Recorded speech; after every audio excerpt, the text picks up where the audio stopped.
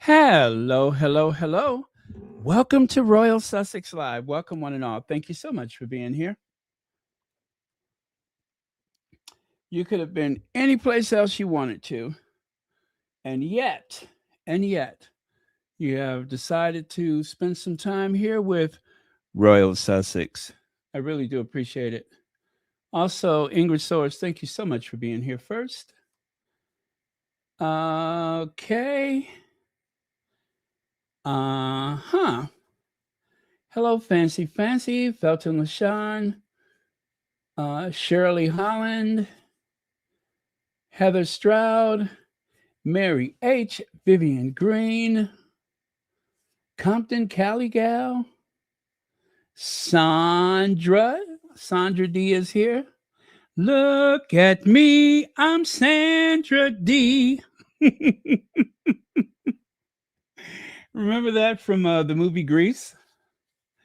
Let's see, Gwendolyn Daniels, Auntie Jane. Okay. Who did I miss here? Okay, I think I got everybody, huh? Oh, Emma D, I didn't see you up there. There you go. Auntie Jane. Hey, Auntie Jane. Maxine Lawrence. Okay. Okay. So let's get on with it. By the way, I don't think we'll be here more than an hour. Um,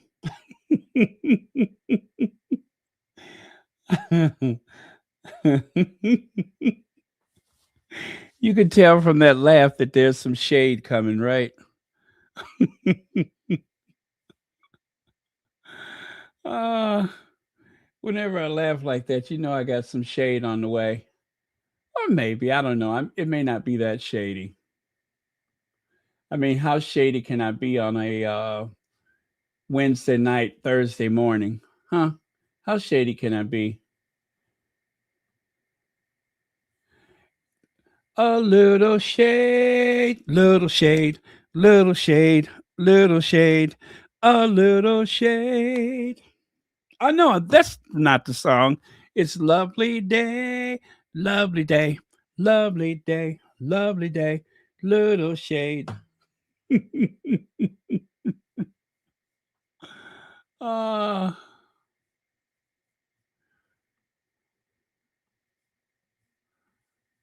when I think of them, and I know it's gonna be a little shade,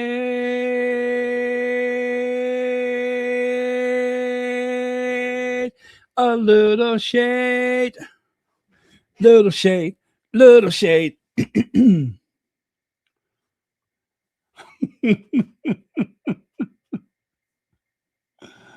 uh, okay, well, let's get on with it. No, I don't have a lot of shade today, but good morning, have a nice day, good evening, whatever it is to you. One of the squatties sent me that message one day, and I thought that was just the most beautiful thing. I like getting stuff like that, little beauty wherever you can find it. So check it out here. Miss Stacy Robbins is having a lovely day. Please support an organization I complete. Uh, I bet that's completely. I think it got cut off. I completely love. Oh, you know what? That's so small I can't even see it anyway. Hold on. Okay. Is that it? Yeah, that's better. That I completely love Alliance of Moms. Every purchase of this Mama Tea, designed by Chloe Wade, supports expectant mothers and parenting foster youth, helping to provide them with something, something, something. I think that got cut off too. Sorry about that. Excuse me.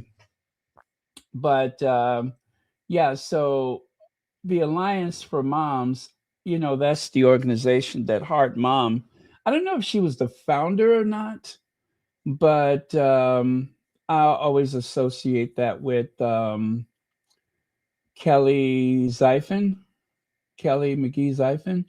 I always associate that with her. I was saying Zaphon, but I heard Megan say Zyphon, so I'm going to assume that that is the correct pronunciation. Um, but yeah, so there you have it. Miss Stacy. No, Miss Tracy, not Stacy, Tracy.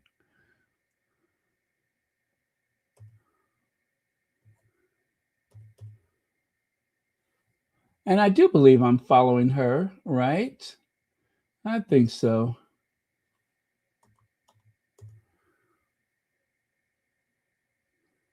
Tracy James, yes.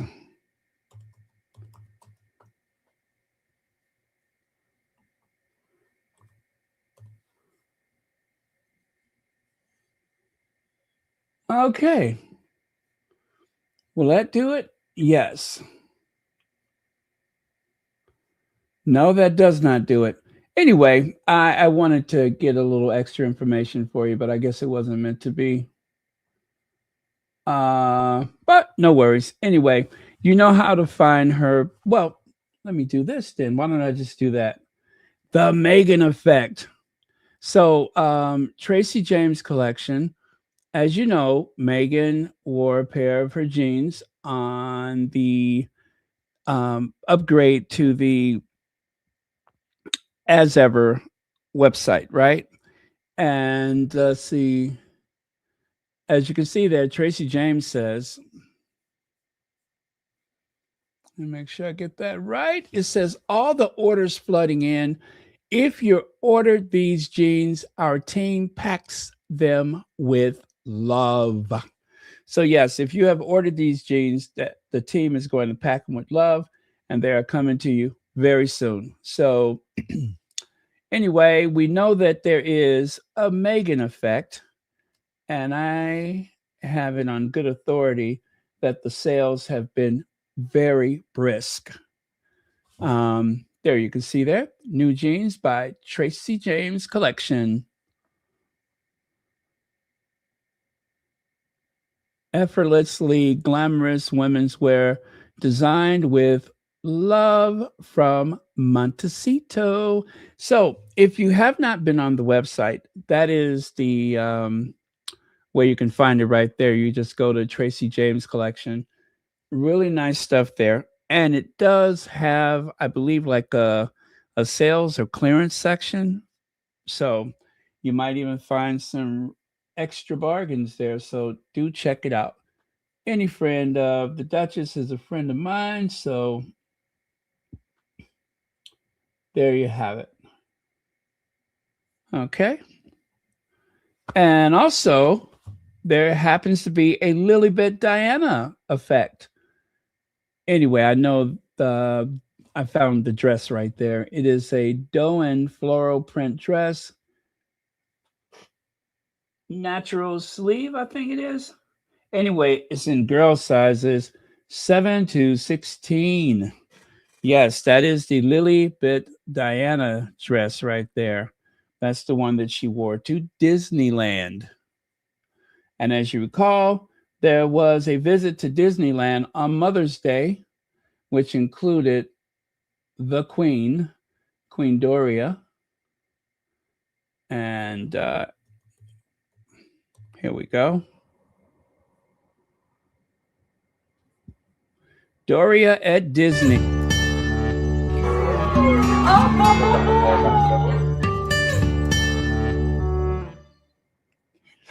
There you go. Just a very quick look right there. Doria at Disney.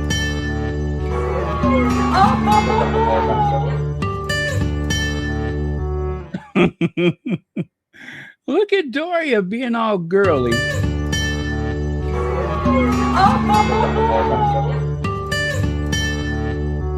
Oh, I love that. I love it. I love that. Let's get a little freeze there. Look at there. Look at Doria's shoulders going up, all nervous and blushing and everything. You got to love that image. That is so cute. Absolutely adorable. Let's see. Mary H says, love those jeans. Reminds me of old times. I also love Princess Meghan with those jeans and that white shirt and black tie. Beautiful. Yes, she was wearing a black tie with that. Let me see if I have a picture of the tie. That was a very good look for Meghan. I have to say, I love that look with the tie. Let me check it out and see if I have that image. I know I just saw it, but I don't know if I saw it because I saved it.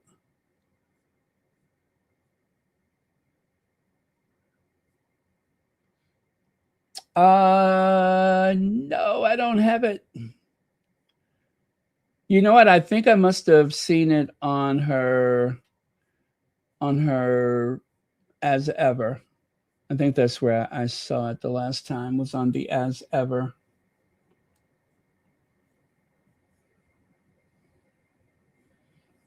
And since you brought it up, you know how I am. I want to see if I can grab it really quick. Oh, you know what? One of the squatties saved me from a very harsh comment where someone said that I consistently go off topic.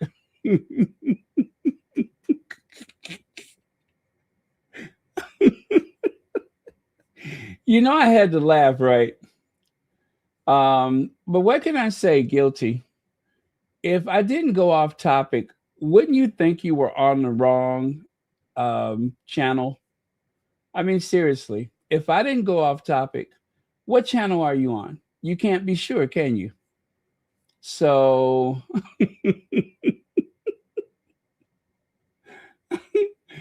all I can say is guilty. Guilty as charged.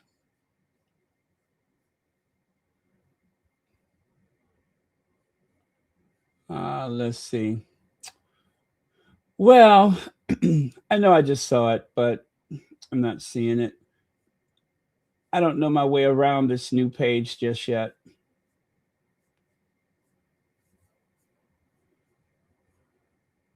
So maybe I'll try again later.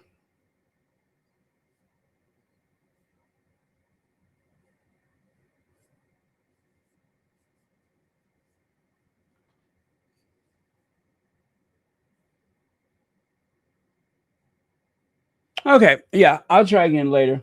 But it is a great pick, and I would love to share that with you, but it is so much more to the website.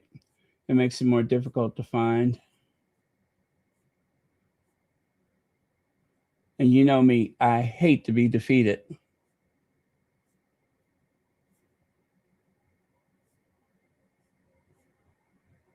Okay, no worries. But thanks for mentioning that. Okay. Let me see. Heather Stroud says, off topic, but you always back around and it's always interesting. If they don't appreciate the trip, then they are in the wrong place. The times you have sung me to sleep on bad days. Oh, Heather Stroud, that is so nice of you to say that. I'm glad at least one person enjoys my singing, maybe two if I'm lucky. Uh, but thank you for saying that. All right, let me get back over here. Now, Prince Harry has penned yet another article. If you recall, Prince Harry wrote the article. Uh, gosh, um, what was the other article? And it was so recent, and I have totally forgot. But I know it was by Prince Harry. But anyway, he's done it again. He's done it again. And from what I hear, there's a bit of self reflection in this article. Now, I would love to share the entirety of the article with you, but it is behind a paywall. And as you know, we do have a way to breach the paywalls, but this one, I have yet to find a way to breach it. So, and I don't want to get a subscription just for that. So, unfortunately, I won't be able to share that with you. But yes, he has penned another article.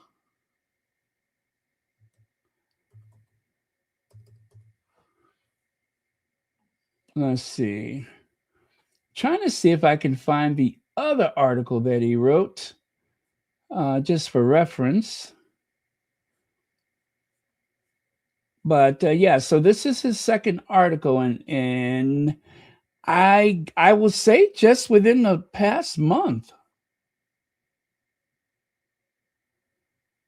Yeah. So yeah, if you remember the other article, please put it in the chat, just as a reminder, because I have uh, I have unfortunately lost track of that one. Uh, and I'm looking right now, I don't see it. But I like this new Harry, this writing.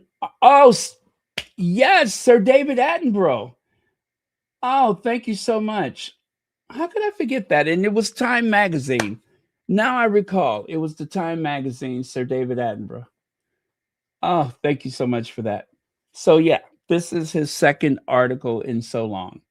Now, I do have just a bit of it that I can share with you, but it disappears behind the paywall, so I can only go so far. Uh,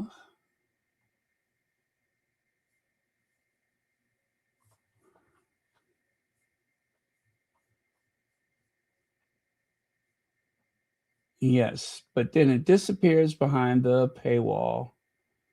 Uh,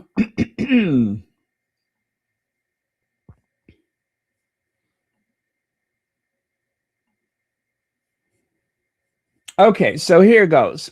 It says, over the past several years, I have spoken about the consequences of a world in which outrage outpaces humanity, where fear and division are amplified faster than truth, and where people are too easily reduced to categories, identities, and opposing sides. What concerns me now is how dangerously that same moral blurring is taking hold across parts of Britain. There are moments when the values that is, we hold are tested, not in principle, but in practice. Moments when staying silent is easier, but speaking out is necessary. I have always believed that we have a responsibility to stand against injustice wherever we see it, and to do so in defense of our shared humanity. That belief does not change with geography, nor does it yield to discomfort. It is precisely why I feel compelled to speak now. And then after that, it disappears behind the paywall, and I have not been able to breach it. But so far, so brilliant. So far, so brilliant. I am loving this new side of Harry.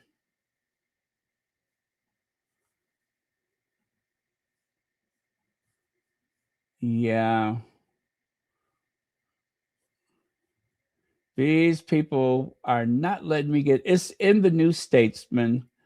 Now, the Statesman, if I'm correct, isn't that like that ultra conservative magazine that has been so ruthless and critical of the Sussexes? Because if that is the case, then I do not want to breach that paywall ever. But yeah, I think this is a very conservative magazine, and I do not wish to even attempt to breach their paywall because, first of all, that is immoral, and I would never do that. Wink, wink. And second of all, The New Statesman is a conservative rag. So I'm just not interested. As a matter of fact, according to Google, it says the New Statesman is widely recognized. Oh, it's left leaning, progressive, and liberal. Okay, I take back everything I just said. Um, Political and cultural magazine in the United Kingdom, not a conservative one. Founded in 1913 by Fabian socialists, it historically acts as an independent forum for the left and is frequently associated with supporting Labor Party perspectives. Okay, I take back everything I just said.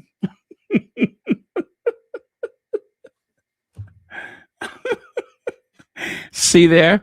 When I thought it was like some conservative rag. So, what am I confusing that with? Isn't it like some other magazine that I'm confusing that with?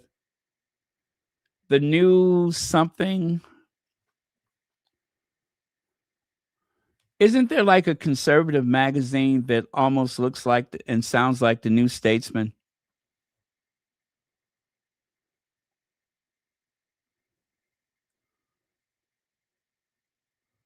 Huh. Huh. I cannot think of which one it is. Well, anyway, I take back everything I said. And cheers to Harry for being so thoughtful.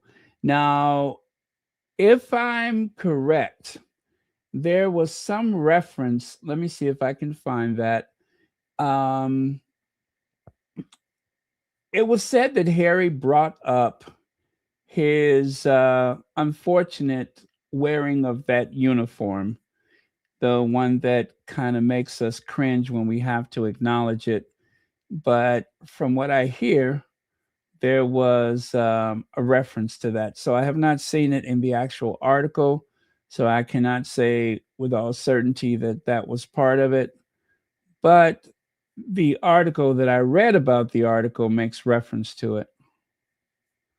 So for now, until I can see the entire thing, I'm just going to say if he did mention that, that was very brave of him to acknowledge his history with that topic. So,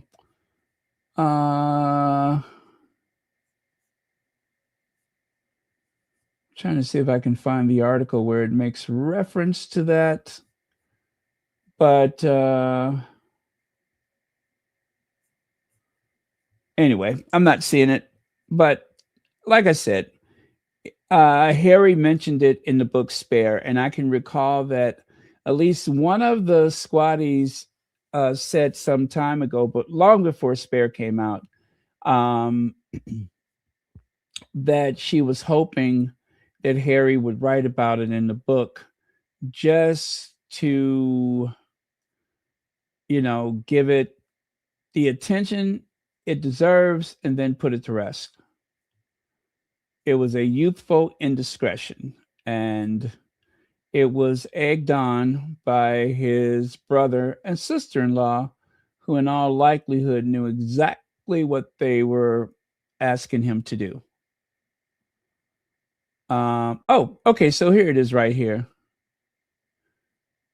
Referencing the attack, Harry said that hatred, that is, directed people who for,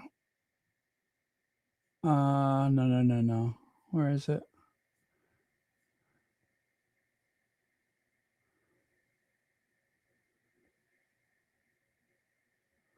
Okay, did he bring it up or did they bring it up?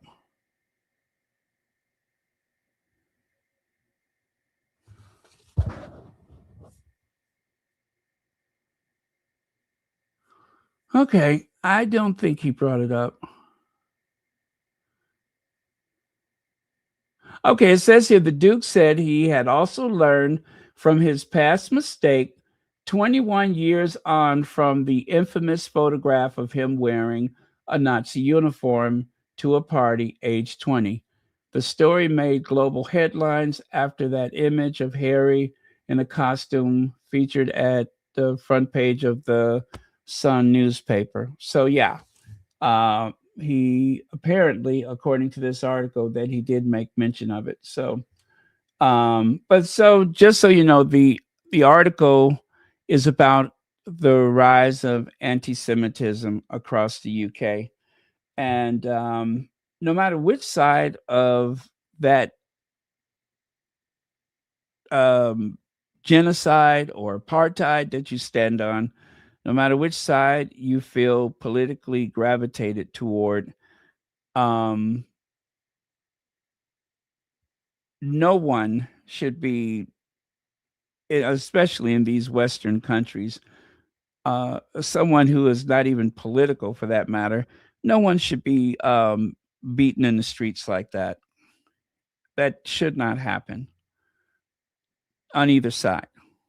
And on the north side of Chicago, in the West Roger Park neighborhood, along Devon Street, as you go west on Devon, you will find numerous businesses owned by people from Pakistan and other places in the east.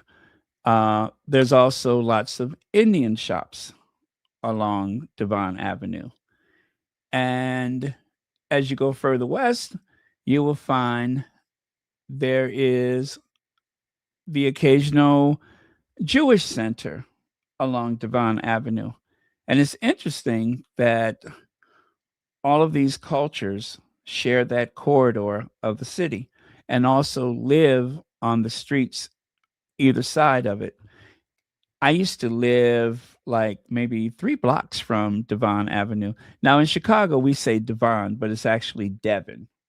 So if you hear someone from Chicago say Devon Avenue, it's actually Devon. But just like in New York, they call Houston Street Houston Street. Well, we have our own pronunciation. Um, Devon is Devon. Paulina is Paulina. Seriously, that is the Chicago pronunciation. And the person that they hired to do the voices for the trains and the buses also says Devon and Paulina, just so that it's in the local voice. So yeah, just a little interesting side note. Uh-oh, did I just do it again? Am I straying from the message? Am I going to get another scathing rebuke? A rebuke that is from some anonymous person in the comment section? Please do, because I love it. I love that hypercritical stuff. Let's see. Harlan Baker says they wrote the article about Willie Leaks being illiterate, doesn't read, likes watching box sets, and hasn't read their constitution. You know, Harlan Baker, first of all, thank you so much for the super chat. And second of all, it does not surprise me that William does not and never has cared anything about history. Otherwise, he wouldn't have made that dumb statement that he made about how surprised he was that there was war in Europe. He said, you associate that with places like the Middle East and Africa. Those were his words. And this is the man who graduated with a degree in geography. He studied geography, which you cannot really study geography without learning history and cultures. Otherwise, it's not a very complete education. And geography is more than just pointing the stuff on the map. The fact that he had no clue about that he just totally overlooked World War I, World War II is outrageous. Oh, if you go back, let me see, William will be the first English king in 1,000 years. He will be the first English king in 1,000 years. That's what I read somewhere, that he will be the first English king in 1,000 years. Charles is the last of the Germans, mother and father, the last of the Germans, the last vestige of the Germans on the English throne. So, and he probably has no clue about that either. Anyway, he's a dum dum. He is a dum dum. And even worse, he just doesn't care that he doesn't know things. That is the last thing he cares about is what he does not know. Hey, Legs. And Shelly L., thank you so much for joining us. Miss Z. All right. Gwendolyn Daniels, I don't know if I said hello before, but thank you for being here. Okay, let me take that away. Again, thank you for the super chat. So yes, this is my fears for a divided kingdom. We must stand against both anti-Semitism and anti-Muslim hate. It's a twofer. We have to stand against both.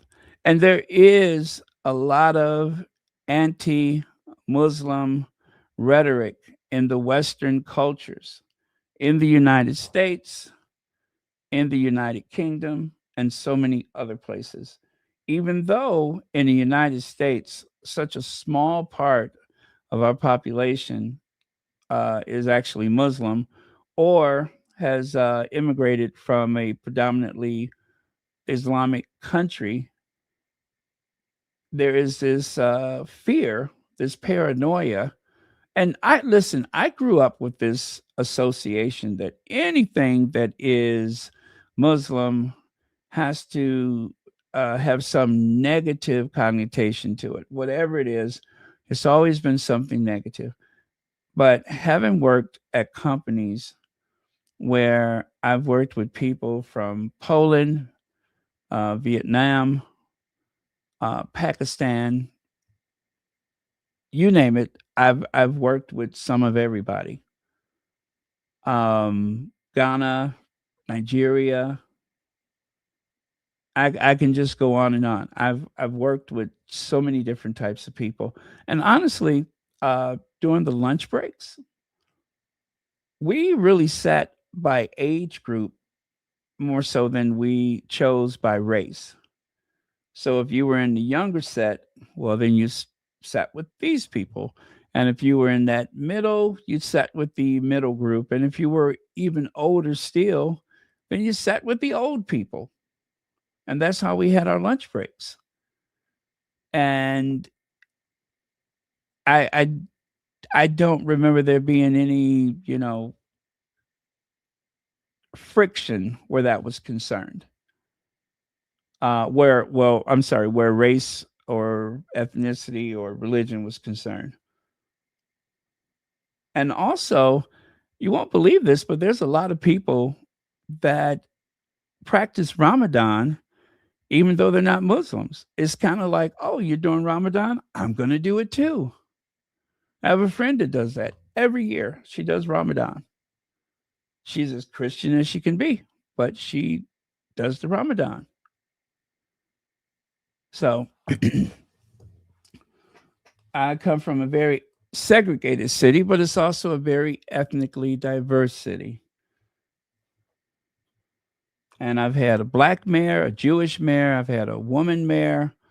Um, I had a governor from God knows where, someplace in Eastern Europe. Um, and proud of all of them. Proud of all of them.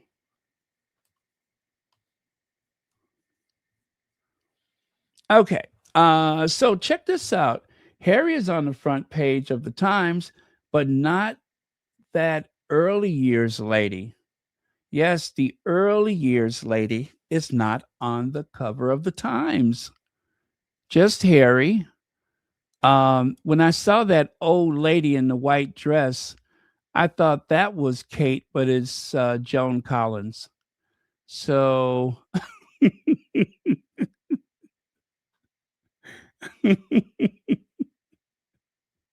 yeah, when I saw that old lady in the white dress, that 92-year-old woman. I thought that was Kate, but apparently I was wrong.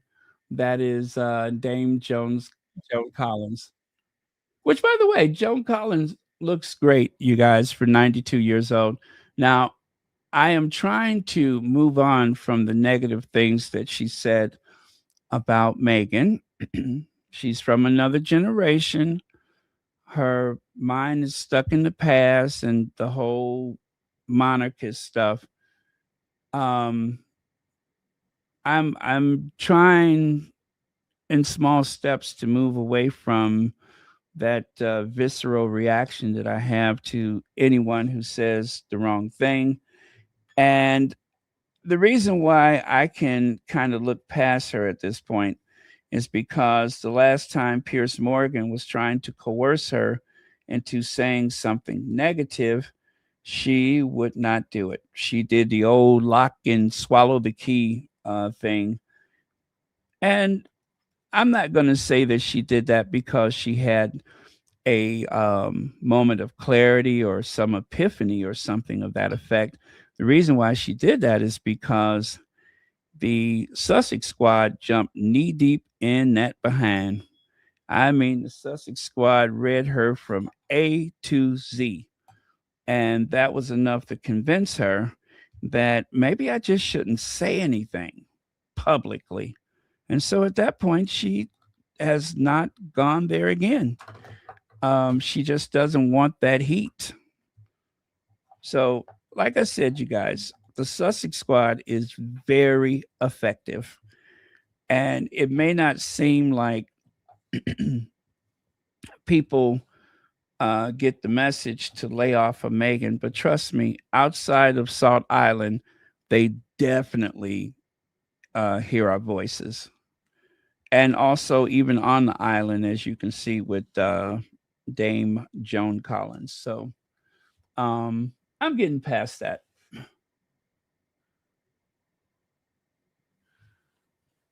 Yeah, I'm getting past that. Long as she keeps her mouth to herself, I can move on too.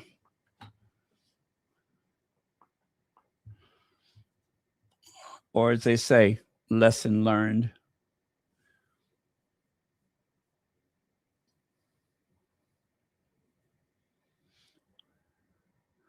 Let's see. Joan Collins is as anti Megan as Kate. I don't know. Um, Kate's hostility is born out of jealousy and also born out of a fear, a fear of being overshadowed. Joan Collins is just old and mean. She's just old and mean. She's an old, mean monarchist. As far as I'm concerned, long as she keeps her mouth to herself, um, I can at least be civil.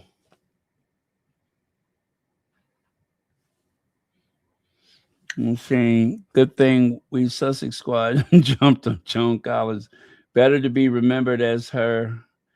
Better remember her as Alexis Carrington. Yeah, yeah, and that's why I'm just like, okay, I am a big fan of Dynasty, and that is how I first got any wind of Joan Collins, and that is the only reason why I am being reasonable is because of Dynasty.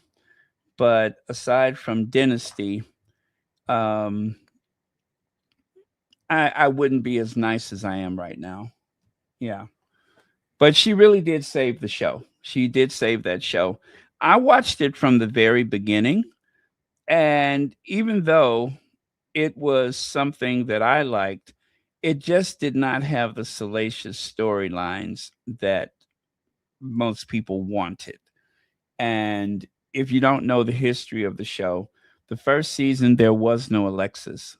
When Alexis came, it was the first of the second season. There was a 6 episode agreement that she would do 6 episodes with the option for 3 years. And so they exercised the option and she stayed on there for 3 years. and the show was a huge success. And yes, she was very underpaid, but that was a lot of money from deals and endorsements and such. So, kind of like Michael Jordan, not the biggest salary, but definitely cashed in when it came to advertising. So, yeah, I'm going to give her a little grace for that. But aside from anything else, she just needs to keep her mouth shut. Don't speak out against Meghan, because that's being a bully. That's being a bully. Meghan is young enough to be her granddaughter. And for someone of her stature, that was a very small thing to do. That was not elegant or ladylike.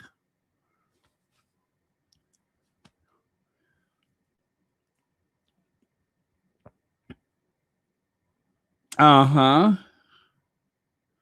Yeah, exactly. And you know what? That's the reason why she stopped talking about Meghan, is because the thing is, the American audience is very important to anyone that wants to make money coming from the UK. And the American audience can be very, um, you know, what is the word I'm looking for? Um, Very territorial and somewhat tribal. And so I believe that whatever's left of her career will do a lot better if she's not acting like a bully. So that's what I think is the thing. And see, you know that what's her name? Lisa Kudrow, the one who played Phoebe on Friends, she just admitted to making $20 million a year in residuals from Friends. During the height of Friends, they were making $1 million per episode. All six of the actors on Friends were making, like, I think it was like 1.1, $1.2 million per episode during the height of Friends. And let's say there's 22 episodes a year. That's what, almost 23, $25 million per year they were making. So why am I saying this? If your show is not doing well in syndication, so and this is also a lesson about the, oh, everybody hates Meghan, everybody hates Meghan. If everyone hated Meghan, even if it was just half the people that just cannot stand Meghan, Suits would not have done better in syndication than it did when it was a first run show.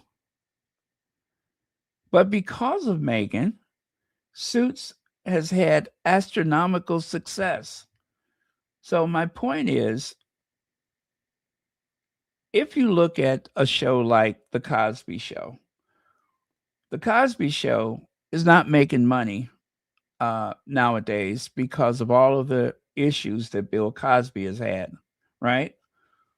Because people have fallen out of love with him. He's out of favor. So the show is not doing well. It's not being shown as much. But they tried to do the same thing to Michael Jackson again and again. And guess what? Michael Jackson's estate, as they say, he is the highest paid dead person in the world. Well, entertainer in the world. He is the highest paid dead entertainer in the world, because more people believe in him than believe in those salacious headlines. So, what does this have to do with Joan Collins? Whatever your legacy is, whatever you try to leave your family, whatever your generational wealth is, um, once the world has rid their world of you, and whatever you leave behind becomes unpopular, then it just won't make money. And that means your family will not get that generational wealth. And it's unfortunate. I hope that those kids from Cosby, I hope that there's a resurgence of popularity of the Cosby show, because those families could use that money, not just Cosby's family, but everybody's. So that's why it's important for someone like a Joan Collins to watch your mouth. That's why it's important for someone even like a Lisa Kudrow. Be careful what you say, because if the popularity of your work declines, you won't be getting that $20 million a year anymore, because fewer people will watch in syndication, and fewer people will even want to distribute these shows. So once you finish a show, it's very important that you don't bring negativity to your work, because your family could lose money. I hope that makes sense to everyone, how I explained it. But it's very important to your estate that you keep it cute, as they say. You got to keep it cute. Otherwise, your heirs could lose out. Okay, so I do have a soundbite for you. I haven't had a soundbite in days, it seems like. Let's see. Malcolm Jamal Warner's daughter deserves to benefit from her father's work on that show to support her. Yes, absolutely. This is like one of those things that you don't really think about um, as much, but it is a very real thing, and it can be very traumatic to a person's legacy and to their estate if their work, if their you know popularity falls out of favor, um, even after they're gone. You could lose a lot of money. Let's see. The producers stole the idea for Friends from In Living Color. Was it In Living Color or was it Living Color, or was it Single? Wait, Living Single, right? Was it In Living Color or was it Living Single? I think it was Living Single. Yes, Living Single. Okay, thank you, Legs. Yeah, it is eerily similar to Living Single, definitely. And the fact that they were just down the road practically um doesn't help the morale of things, but yeah, yeah.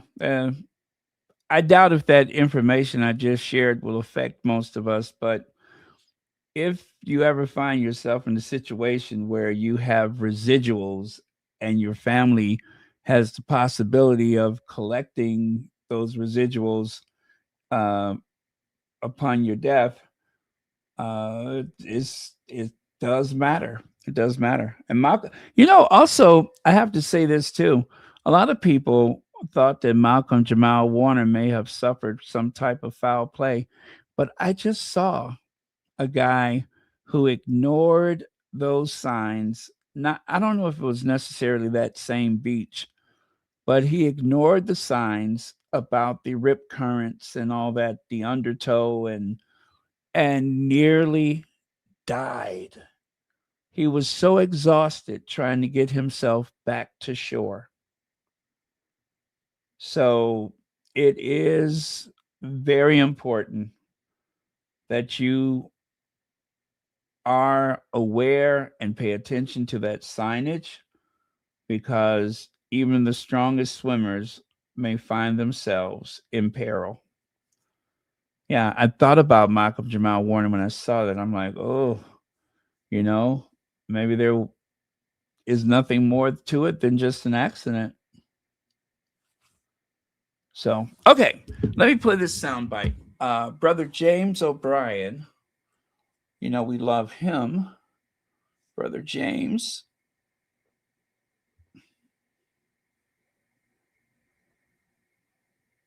Some extraordinary cognitive dissonance, isn't there, in the King, talking about housing crises and poverty in 2026 in the United Kingdom. And I don't want you to think I'm unaware of it. And or that I'm unanimated by it. There's something a little bit unseemly almost about it. My government will remain a leading advocate for tackling climate change and achieving a world free from poverty. This will include housing, which can be a source of insecurity for many people. The United Kingdom will also take action to reduce humanitarian need and conflict around the world. The idea that someone can be delivering a speech addressing poverty and housing crises when they own countless properties. One of the biggest landlords in the country, isn't he? But I mean, the properties that are for his own use are innumerable as well. And poverty, while he's wearing jewelry that you could probably house 100 homeless people simply by flogging down the pawnbrokers today. There is.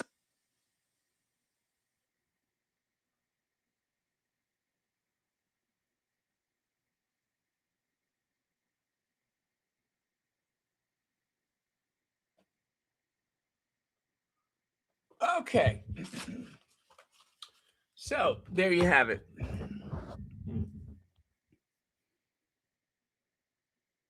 Let's see. Notice that living single, the women were all successful, which is why they could live in opulence. And friends, most of them had bad jobs and or no jobs and lived in opulence. Okay, now they explained Monica's opulence because that was her grandmother's rent control apartment, right? Phoebe worked as a masseur, among other things, and a street performer. And Rachel, her father, was this very wealthy cardiologist. So that's how that explains those guys. Ross was an anthropologist, and oh gosh, what was the other guy's name? Chandler. The running joke was nobody knew exactly what his job was. And then, of course, Joey was mooching off of Chandler and never really made any money till he hit it big and got a gig on a soap opera. So that was how they explained their carefree. But I tell you, Legs, there was a little funny thing on Friends where they made a joke about themselves. You know, it was kind of like one of those if you blink, you'll miss it moments where they were sitting around at the coffee shop and then one of them mentioned, "Oh, I think I better get to work." Yeah, how can we just sit around like this all day? Something like to that effect. Um, but yeah, it does seem like they could spend most of their day at a coffee shop rather than going to work. So, yeah, I was a big fan of Friends. That was like one of my favorite shows. But I do have a connection with living single. You wouldn't believe it if well, you probably would believe it, but I don't want to say. But I have somewhat of a connection to that show in a very interesting way. I'll be mysterious and leave it at that. Uh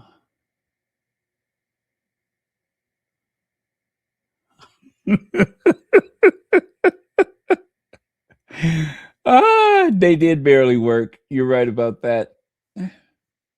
Okay, so as James O'Brien was saying, that it is something so disturbing about the king sitting around with all of those jewels, bejeweled, priceless jewels, and talking about homelessness and housing disparities and such.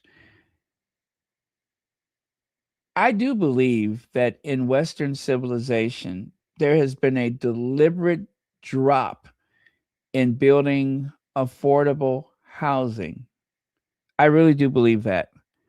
There is, I think if there was a politician that actually committed to housing as much as they commit to war, or as much as they commit to cutting their taxes, then I believe that uh, the economies would flourish if they would just build things, build housing. You know, unfortunately, I'm blessed to be in a very stable situation where housing is concerned. But because I do care about people, no matter what my situation is, I never stop caring about other people. And it is so important that there's affordable housing, especially in the Western civilization where people work two jobs just to pay rent. The wealth that we are privileged to have, um, I was able to work an entry level job and maintain a home for myself with one paycheck. And nowadays, increasingly, you have to have two jobs and some other hustle to do the same thing just for one person. Or you must have roommates, or you must live with your parents. That is disgusting. Meanwhile, the Royals has a choice. They have a whole portfolio of properties, and especially William with his new forever home, not to be confused with his other forever home, and of course, the one before that, all of which remains in his portfolio. And then, if that wasn't enough, the ultimate Nepo baby has just inherited a £1 billion duchy and still walks around complaining and still refuses to work. Outworked, outpaced, and outclassed by his father, who's nearly 80 years old. Housing gets complicated because you have to have a certain amount of immigration. Many skills workers come from other countries. Unless people pass proper legislation or pay workers properly, they will continue to outsource housing, farming, etc. Yeah, I just think it's very unfair to the young people because there's a lot of young people that cannot get onto the housing ladder. Uh, and it seems like no matter how hard they work, it's becoming increasingly out of reach. The post-war economy, it was build, build, build. Now it's war, war, war.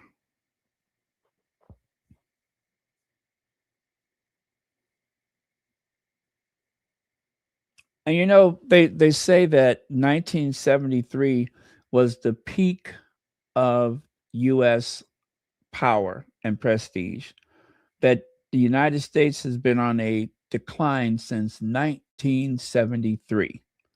Now, it was an economist that mentioned that, and I believe it had to do with the oil crisis, but that was the peak of the economic growth of this country.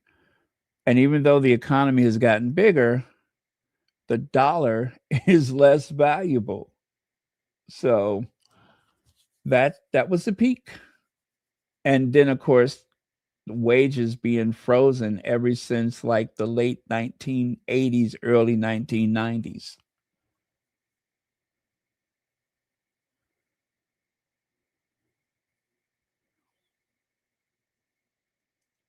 So, oh well, um I hope I hope things improve for the next generation or the younger generation. I really do. I hope things improve for them.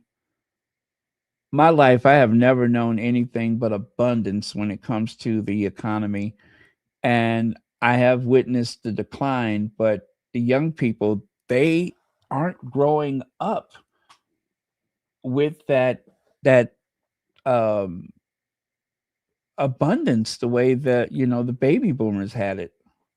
So, it's unfortunate. All right, here's something else that is unfortunate. But I thought the royals always walked behind the blood royals. Camilla is the most chaotic. I'm sorry, has the most chaotic energy. This woman is always so out to lunch and literally does not give a frappuccino. Someone check to see if she left her glass slipper behind after fleeing so quickly. Now, one of the squad.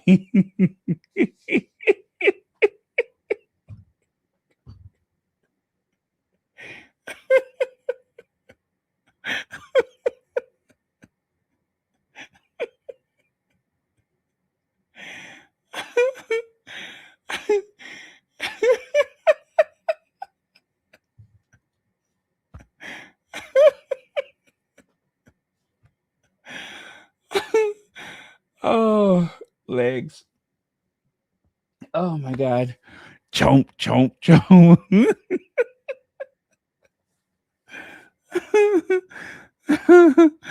Yes, exactly. That's what's going on here. Is that gallop that she makes, that chomping sound, chomp, chomp, chomp. And she's got to be moving fast. I mean, look at the way her hair is laying back. And you almost never see Camilla's hair move. It's like she has emptied half a can of Aquanet. But yeah, she's got to get out of there. I think maybe she's trying to get out of there before they start throwing eggs, because there was protesters on the way to the Westminster, the Palace of Westminster. There were protesters out there. As you can see here, uh, what did you know, and all that kind of stuff that they have there. They were met by protests.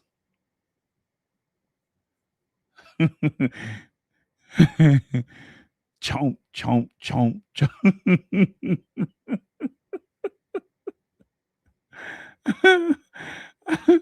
So right here, King Charles faces protesters ahead of state opening of Parliament. Crowds almost one deep, according to the group Not My King, not to be confused with Republic. They say that there seems to be a huge crowd that is gathered, at least one deep, and may I say, at least one deep, and lots of space between them. That too. The Irish state coach carrying King Charles III and Queen Camilla, the Queen Consort, to the state opening of Parliament travels past campaigners from the anti monarchy group Republic.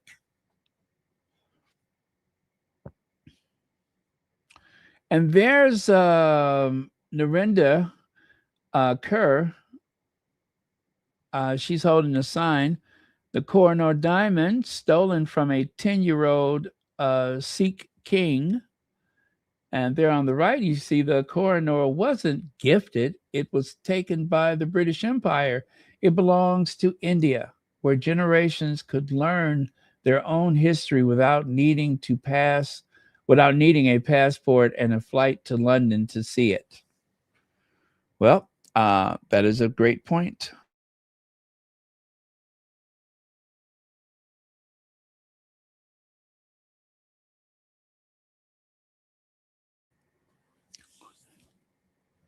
That is an excellent observation.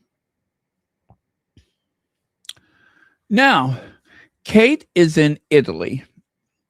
And you know, when Kate has something big coming up, it seems like everything gets like stretched and puffed and tightened.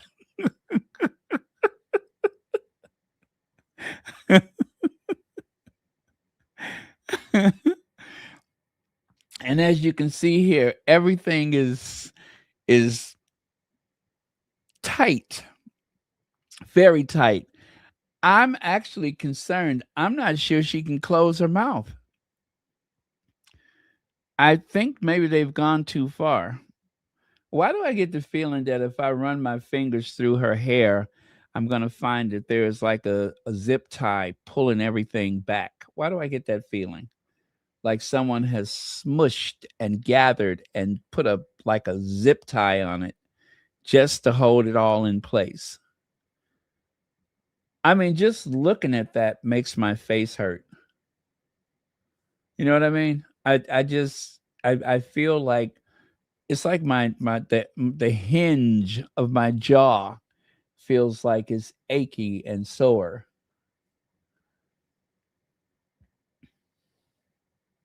But they've done something. I mean, let's face it, it could be a very simple facial. They can do extraordinary things, or it could be something else, something that you can buy from the auto parts store.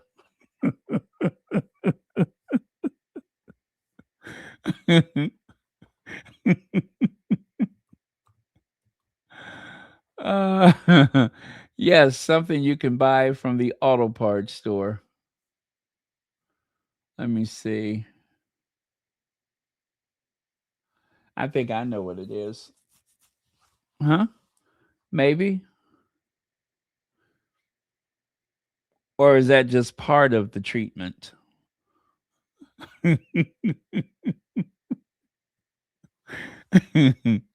Maybe that's just part of it. I don't know, but it looks so uncomfortable. You know, almost like you try to talk but you can't move your mouth. Hi, hey, Kate. I'm Kate. Yeah, Kate. Your princess Leo, Kate.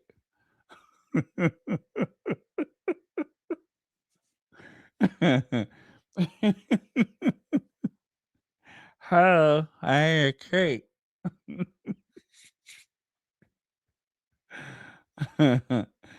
Anyway, it's a very petrified look, but I guess you want to be your best when you go visit another country. Now, the kids, I just want you to know that these poor kids were up close and had a chance to see things pretty much like the picture on the right side. And they seem to have their own opinions. Look at that blonde girl. Lord have mercy. The blonde girl and the African girl or girl of African descent. And then, of course, the other kids seem to be gauging their reaction or something. I do not know what is going on there. But those kids are just like, mm.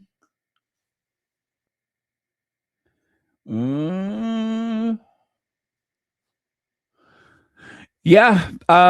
All of these kids all of the kids are props, all of them. And these, and I do not believe that the kids feel comfortable being pushed up front like that.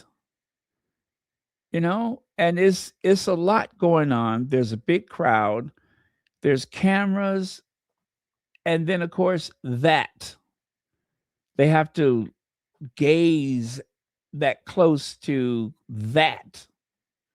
You know what I'm saying? You're sitting in your classroom, you're minding your own business, or maybe you're in some community center or something like that, and then all of a sudden you got that up close on you like that.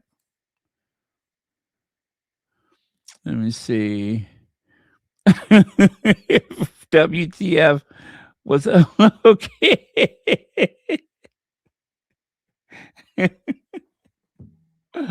Oh, thank you for the super chat. But I tell you, between the blonde girl and the black girl, those two right there, I'm just like that delivers me all day long. Let me see. Why does Kate have this effect on kids? They did all this PR and scheming to bring people to this tourist destination to get Kate a crowd. Yeah. Um, what was it was someone had commented about that, and I don't think I saved that particular one. Let me see if I can find it. They had made mention of that very thing.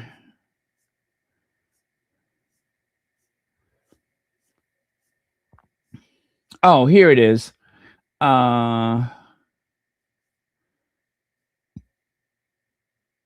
Okay. I'll share it with you. Let me do this.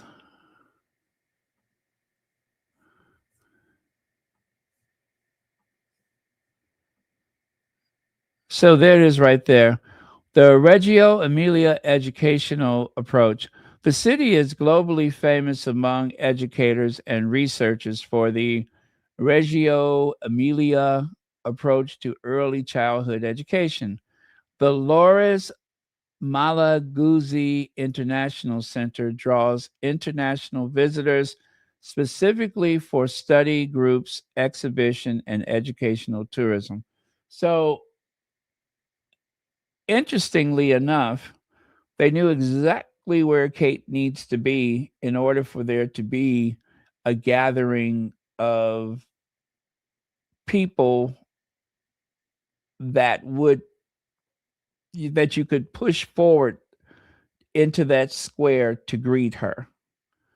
I believe that's what they're saying. So right here, the person who shared that says, so the town Miserable Mavis is in is in draws international tourists and education groups as the norm.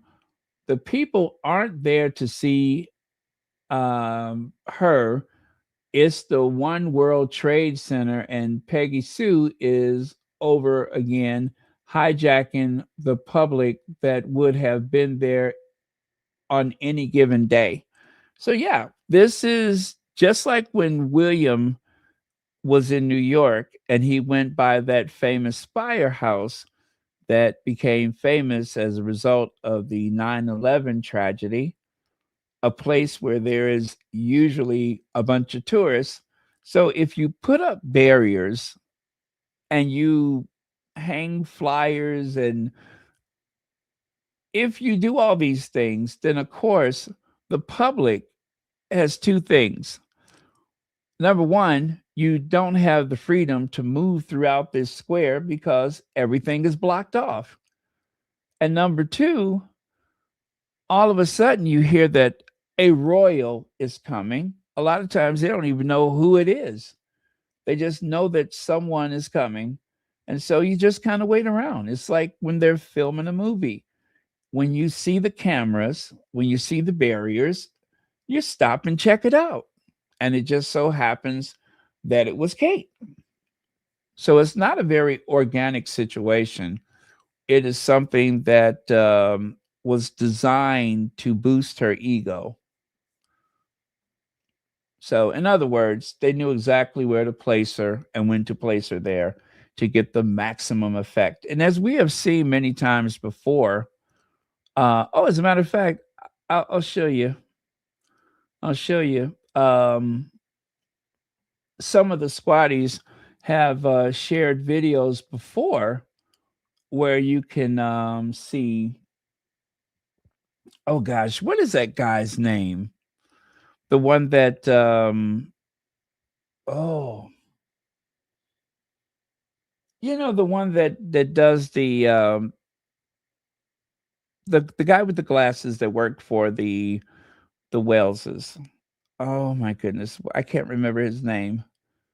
But remember that time he came and he just like made the crowd move so William could walk through? Oh, I cannot remember his name. But he does their media stuff. But yeah, they sent a forward team. No, oh, Lee Thompson. Yeah, that's right. Lee Thompson. Thank you.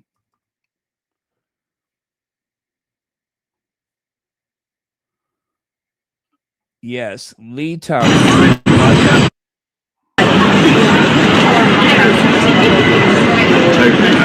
And they do amazing stuff like red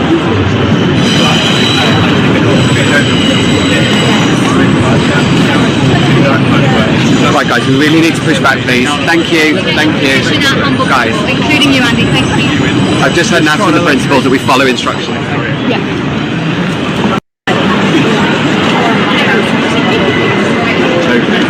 And they do amazing stuff like red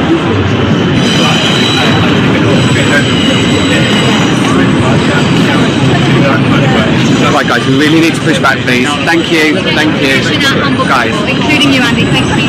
I've just heard now from the principals that we follow instructions. Yeah. Yes, so as you can see, there's a lot of orchestration that goes with these things.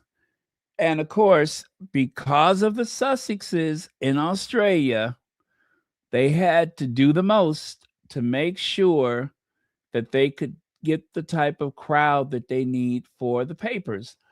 The crazy thing, though, is that this isn't widely covered at all. In spite of all of this orchestration, to do something like this on the day that they open Parliament seems crazy, bonkers. If you can do it on a Wednesday, why not go on a Thursday? Why are you there in the middle of the week? That seems strange to me.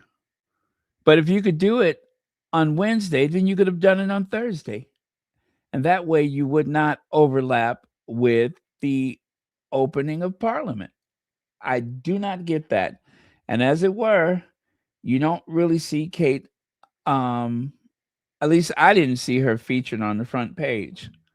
So maybe they're saving it for tomorrow or something like that. I don't know. But it just seems like very odd timing. I mean, she does have another day there, so we'll see. But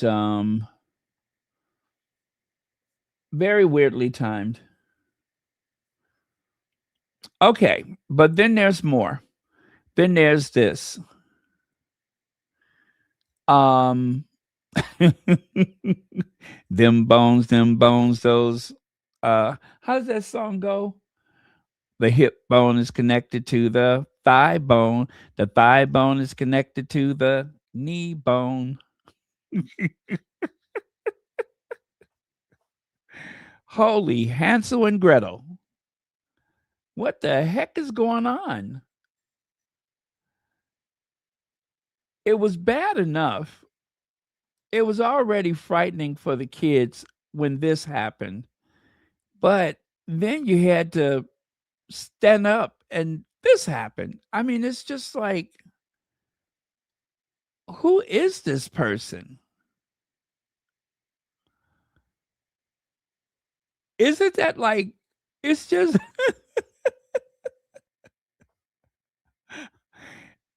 and I promise you that the image is not manipulated. Take a look there on the left side. That is Kate. That is Kate.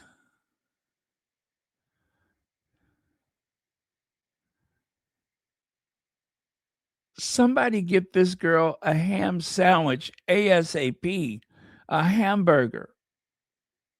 Have her drink some Ensure or something. And this has nothing to do with the cancer, not cancer, precancerous, cancer was present, mutated cells. This has nothing to do with that. This was Kate 4 years ago. And nothing has changed. Yes, those kids look shocked. Those kids look shocked.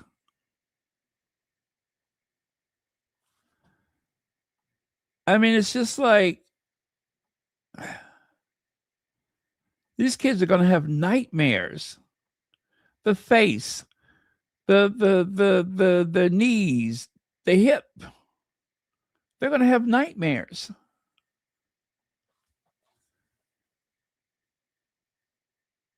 Wow. Just wow.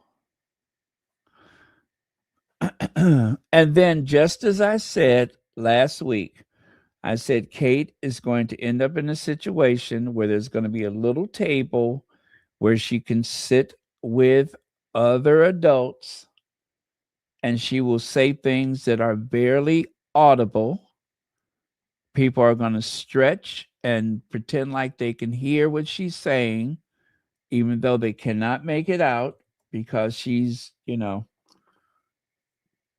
she doesn't speak loud enough for anyone to hear her.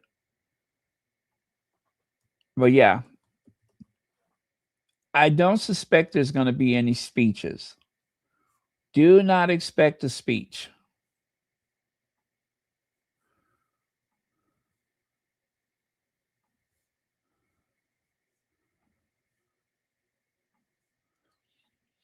And this, they were saying, oh, this is Kate's first solo trip abroad in 3 years. No, this is Kate's second solo trip abroad ever. Ever. This is only the second time that she's taken a trip abroad ever.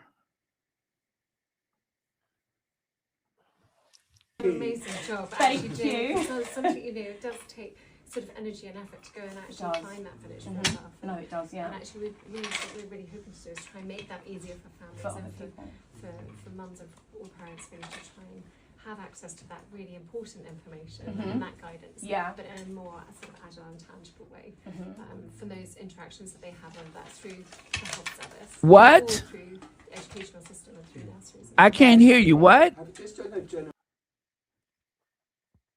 Did you all hear that? Because I couldn't hear it. I told you, they always put her in a group like that so that she can seem engaged and in touch. But the likelihood of her addressing a group, I'd be impressed. You know what? I think they're going to probably try to do that. I think that this trip is supposed to change people's opinion about Kate. And I would not be surprised if she has a public speaking engagement at some point. I would not be surprised.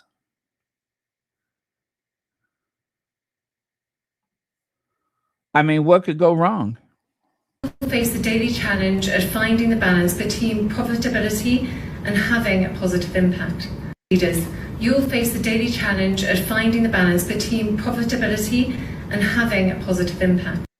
Oh, yeah, that could go wrong. Well,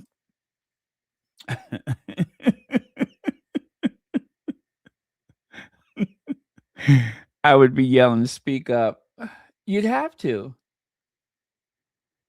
I don't know why she does that, though. Is it because she's trying to be too precious or what? It's kind of rude, I think.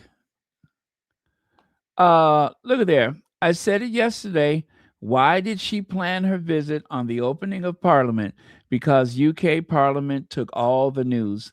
Also, I don't want to hear one word from derangers about the timing of Harry's article because their fave planned a whole visit to Italy on the day of the King's speech. Okay? Okay? That needs to be said. And by the way, as I said, you don't really see Kate on the papers, not the Independent or anything else. Where's Kate? Usually they put Kate up there, up and out front. Let me take a look.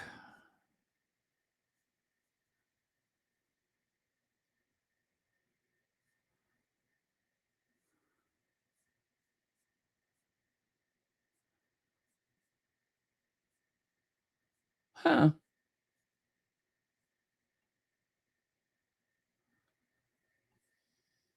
Oh. Yeah. I don't see her on any of the front pages, actually.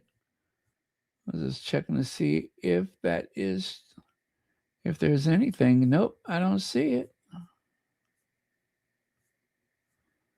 Which I think is strange. I think that is very strange.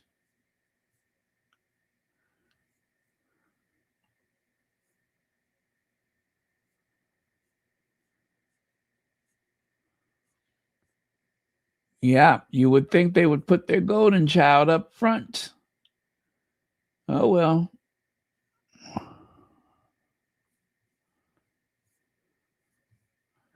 Let's see. Carolyn Baker says, Kate is copying Princess Diana's soft voice. Thank you very much for that, Carolyn Baker. I don't ever recall having trouble understanding Diana, though. And that's because, and I'm not just saying this to be funny. I've heard a couple of the royal experts say that she speaks with a clip. They refer to the speech pattern as being very clippy. And okay, let's try that again. You could probably hear it. Amazing job. Thank you. Something, it does take sort of energy and effort to go and actually find that village for yourself. No, it does, yeah. And actually, what we're really hoping to do is try and make that easier for families and for mums of all parents really to try and have access to that really important information and that guidance, but in a more sort of agile and tangible way from those interactions that they have, whether that's through the health service or through the educational system and through nurseries and things like exactly. Just don't know general. Let's see.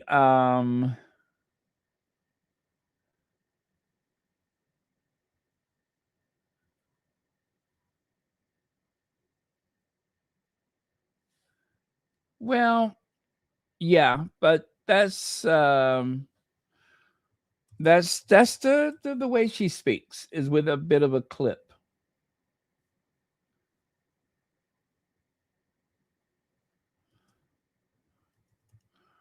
And some people say it's because she's trying to be so posh and elegant.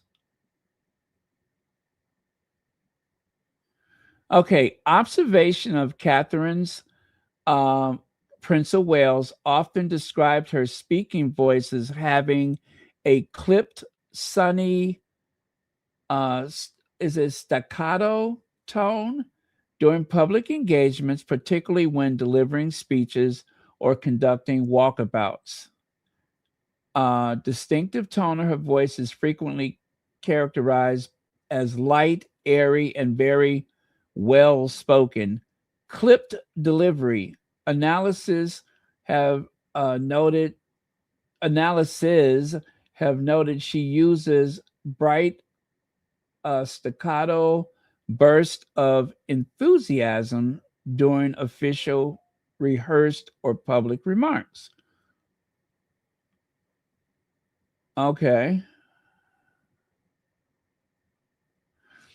right here it says, observers have noted her accent has evolved over the years into a more refined, received pronunciation which some suggest is a result of elocution training for her royal role. I'm not making this up. This is actually what AI is saying.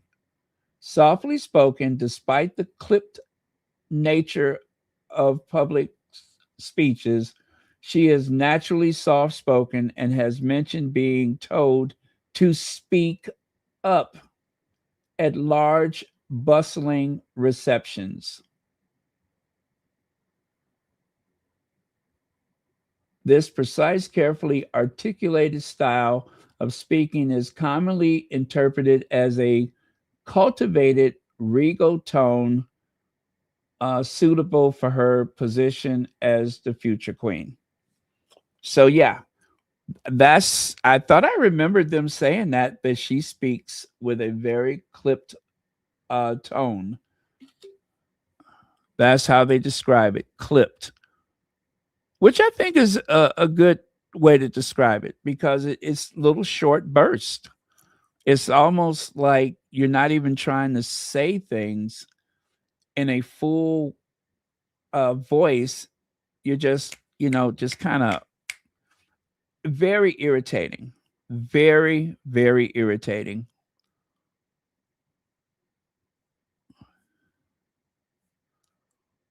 Okay, I'll show you what I just shared with you. That is what they say.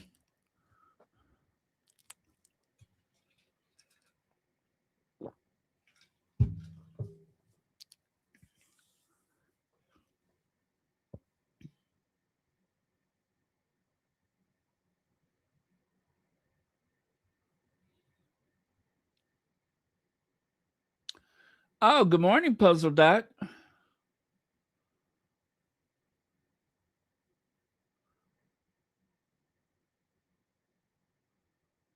Lex says that Kate is busy trying to be posh and not herself, that she holds back who she is. I agree with that. She's trying to be something that she's not. And that's where that clip comes from.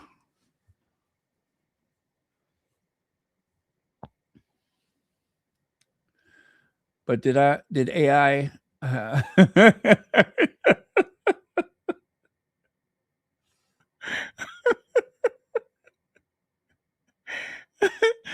I think it's kind of the same thing. Gibberish. It's a very clipped means very posh gibberish. That's what clip means. Very clippy.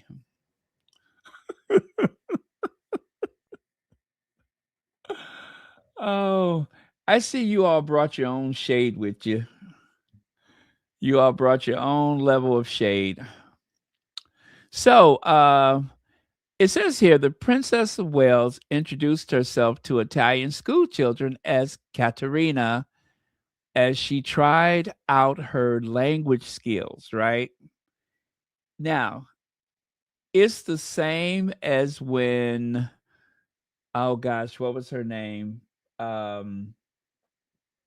Melania Trump. Remember, they were saying Melania could speak 5 languages. They were trying to make people think she was really, really smart. And it turns out that not only is she not really fluent in French, she's not fluent in Italian. She doesn't speak German. She can speak Slovenian, whatever, and she can poke at the English language, but she is not fluent in 5 languages. But they were trying to get people to believe that Kate can speak Italian. But it says right here, parle un po' italiano. She said, letting them know she speaks only a little Italian before asking their names. Right? And then if you look below that, it says, they spoke in Italian with a translator sitting next to the princess, who nodded and smiled as the woman spoke and laughed when they were heard to say they asked our husbands for help. Kate does not speak Italian. She does not even speak a little Italian. She knows some very common greetings, and I'm pretty sure that she knows how to order a meal, but fluent she is not. And of course, the tabloids are going to probably try to make a big deal out of that because of the whole need to compete with Meghan. But no, whatever anybody tells you, Kate is not conversational in Italian, and she certainly is not fluent. Kate speaks English, and when she does speak English, it's not very well. Amazing job. Thank you. Something, it does take sort of energy and effort to go and actually find that village for yourself. No, it does, yeah. And actually, what we're really hoping to do is try and make that easier for families. Face the daily challenge of finding the balance between profitability and having a positive impact. Leaders. Need I say more? Need I say more? She speaks about as much Italian as Melania Trump speaks French. Oh, by the way, and Melania Trump also went to visit kids with an interpreter. She was able to say her name is Melania in French, and after that, it was off the rails and to the interpreter.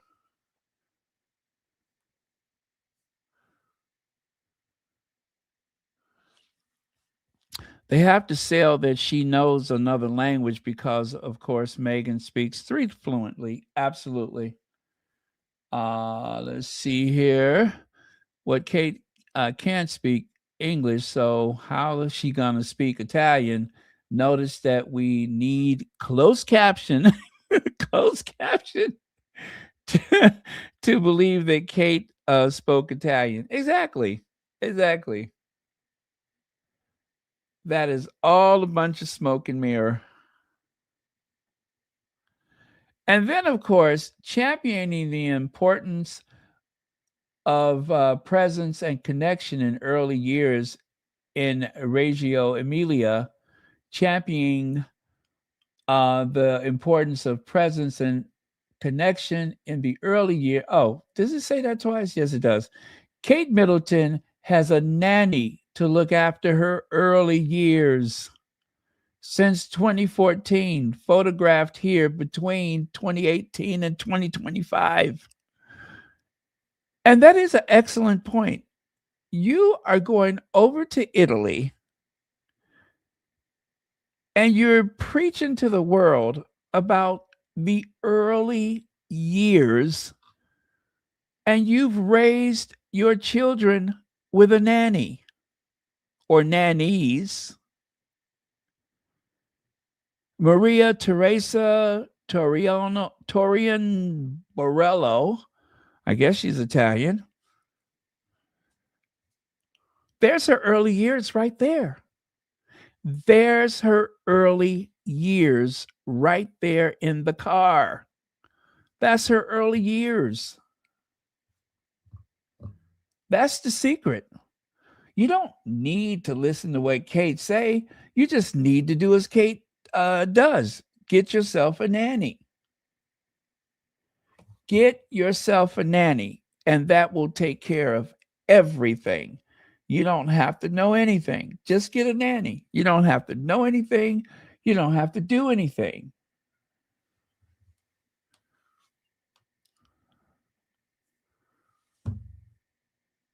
William and Kate have a staff of 66 people, 66 servants, 66 problem solvers, babysitters, cooks, drivers. 66.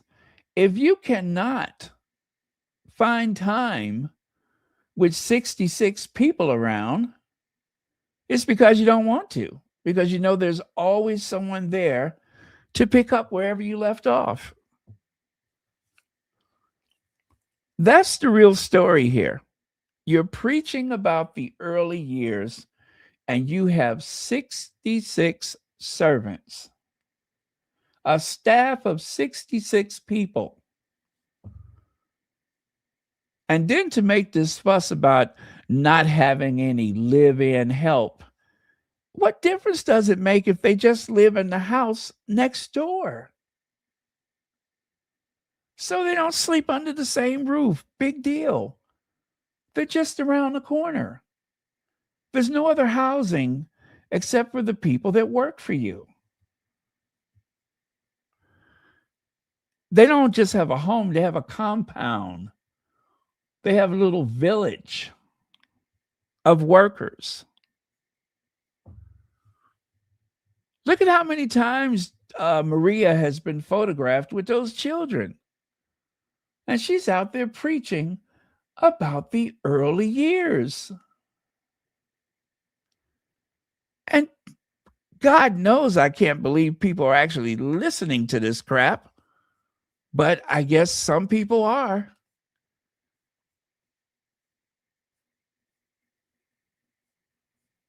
"66 servants.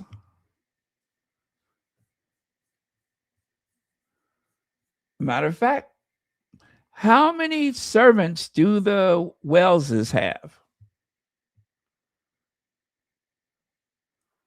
Let's see. Social structure, these pods. Oh, you know what? They're giving me Wales, not those Waleses. I mean, okay. Okay, there we go. The Prince and Princess of Wales. According to a 2024 royal account, the Prince and Princess of Wales employ approximately 66 full-time staff members to manage their household, public engagements, and private office at Kensington Palace. This is an increase of 50 staff in previous years, reflecting a larger team to support their increased duties. Now, that's interesting. They have a bigger team and they still are doing less work than anybody else in the family. You got 50 more people, and you're doing less work.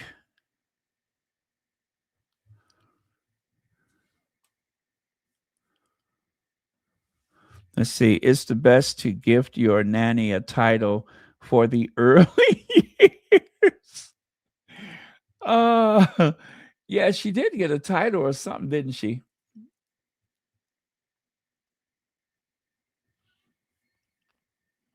How clever. Look at Kate working so hard with those kids. Look at how Kate is spending those early years with those kids. Kate is spending all those early years with those kids. Yeah, that's what you call the early years. It should be the early years, the Maria Borriello, whatever her name is, story. Yeah, that's the early years.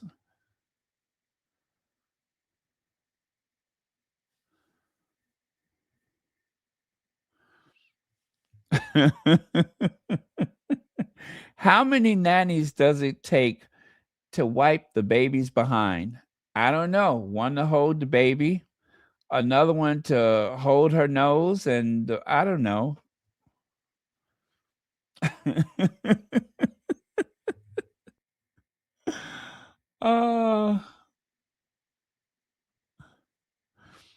And don't forget this little tidbit. Revealed how Prince William is following in his father's footsteps and actually marrying his nanny. See there? Charles married his nanny, and William married his nanny. And they are trying to say that Harry is the one that's weird, huh? I don't think so. I don't think so. In comparison to his brother and his father, no way. No way. No way.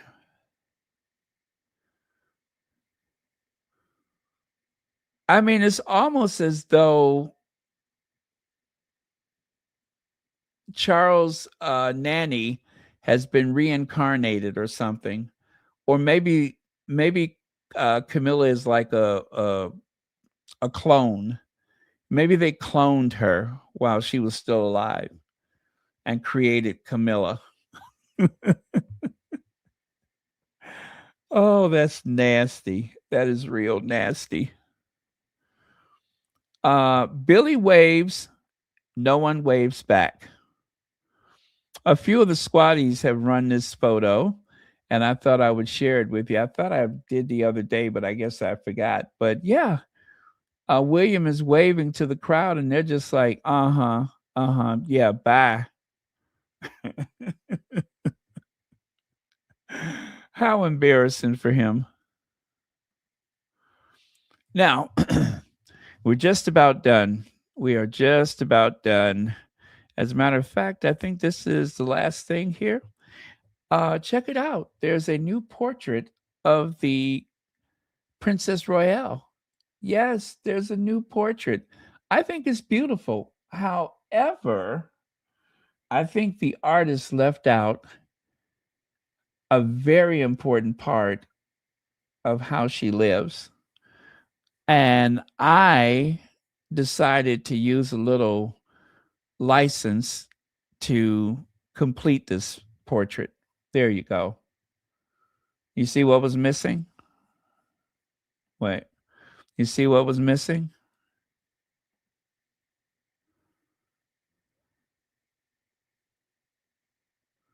There you go. Now it's complete.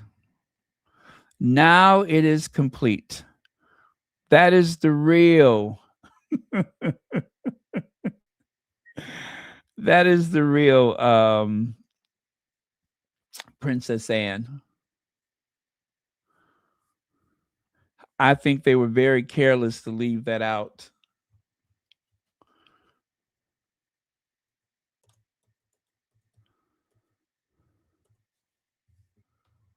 Yes, they were very careless to leave that out, especially considering how Princess Anne was able to make money years ago when she ran away from home and got a job in that ad campaign. So, you know what I mean? That's that was a shame to leave that out. So there she is with her pack of Newports, looking very regal.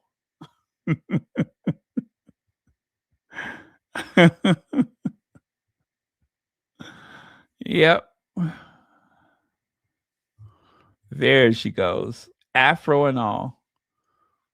I think her hair is not quite big enough, though. You see what I mean? They gave her a little afro. I think just for fun. I think that's a good afro for her age, right? Afro Annie with her pack of Newports.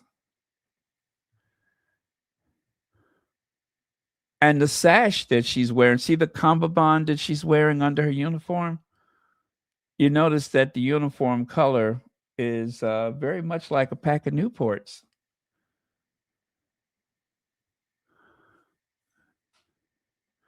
Okay, and this is the last photo. Do you guys know how that happened? Why is it? It seems like this person does not have a head. Yes, this is the last thing we have. I don't know if you can tell, but he's actually holding a mirror. Looks like he's waiting for the bus and he's holding a mirror. So he's not headless. He's just, got his head on the other side of the mirror. But when you first glance at it, you can't really tell what's going on. It's like, is his head tucked under or what? But yeah, so that's what's going on, is that he's holding a mirror. And with that, you guys, thank you very much. That will complete our broadcast for today. And again, good morning Have a nice day. Connie Bomber. Hey, Connie Bomber, thank you so much for joining us.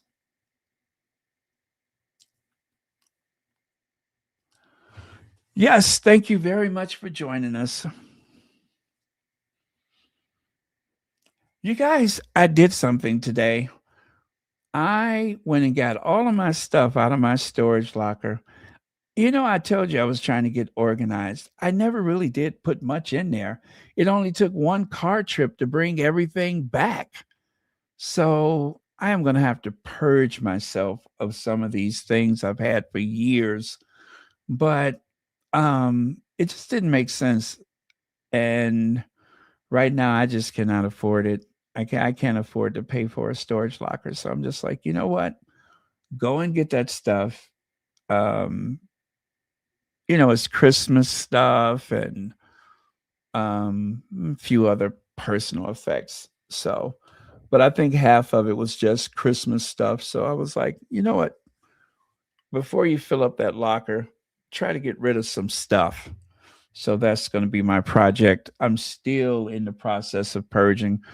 I'm looking at a book that one of the squatties sent me. Thank you very much for that, about, downsizing.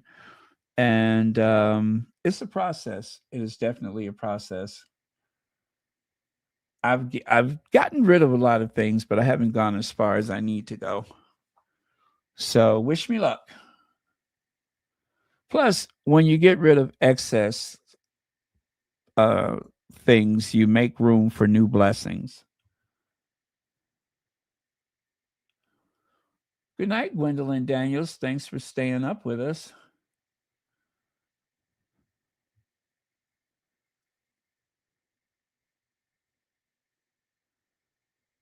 Yep, thank you for staying up with us.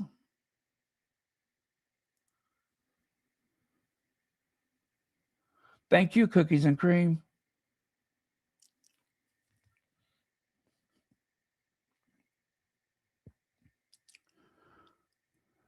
I tell you, one thing that I'm going to definitely do, and I said I was going to do that before, but I still haven't brought myself to it.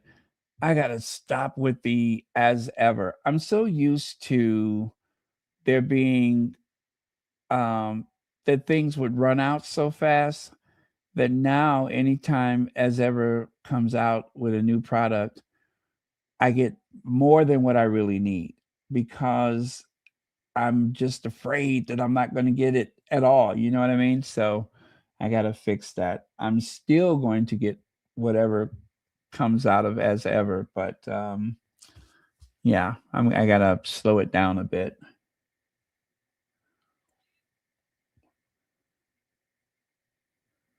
And also, you guys, I rarely mention the Royal Sussex wish list. And by doing that, I'm trying to be respectful, because it is, prices have gone up. Prices have gone up on everything.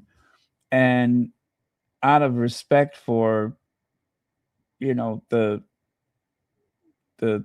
group, I don't mention it so much, because everybody's got to watch their money these days. So but the wish list is still there, but I'm like down to mentioning it maybe once a month. I don't know if you noticed, but I don't mention it so much. And I really haven't for about a year. Because we have to be careful nowadays. We really do.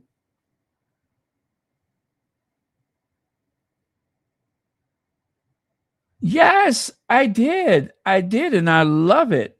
I absolutely love it. As a matter of fact, I don't know if let me see if I can find the image. I haven't printed out a picture yet. Oh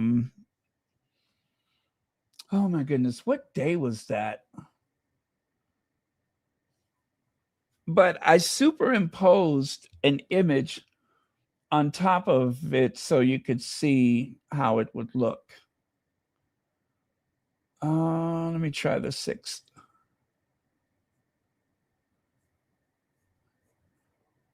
Nope. But yes, that was a fantastic surprise.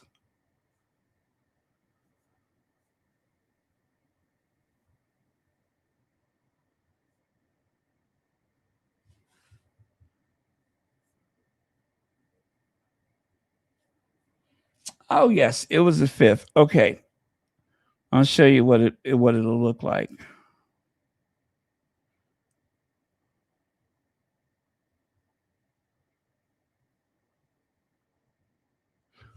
Oh wait, nope, that's not how I do it.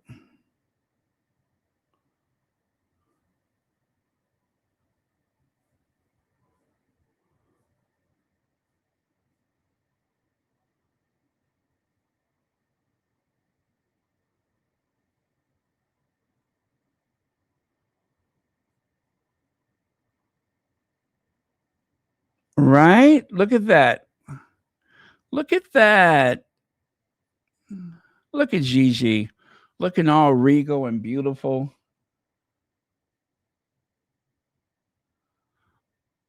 Yes, I absolutely love it. I just showed it to someone too.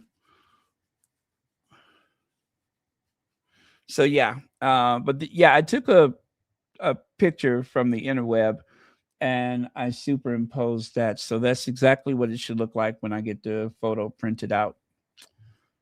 Yep. So thank you again. I absolutely love it.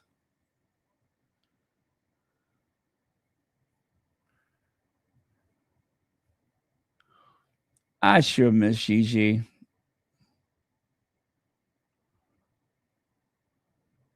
So sweet.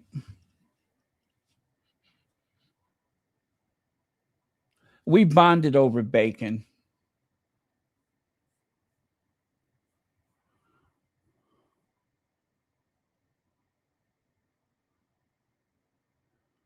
Now you see what I mean? You see what I mean? That is from whatever day that was, right? And then if you fast forward to where is it? See there? Now somebody did something. Someone did something because everything is all tight now.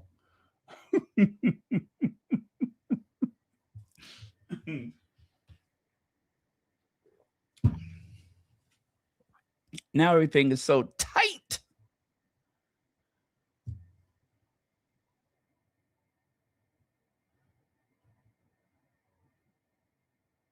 And see, this is what I'm saying.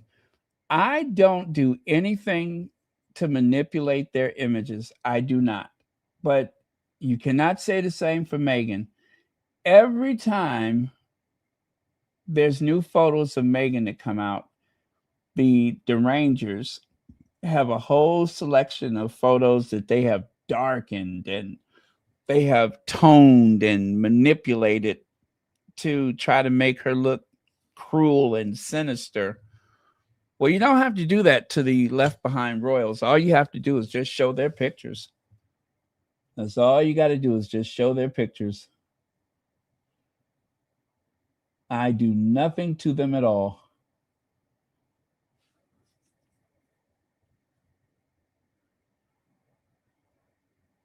I just don't want people to think I'm picking on anyone. I'm just sharing the real photos. Can't say the same for the Derangers.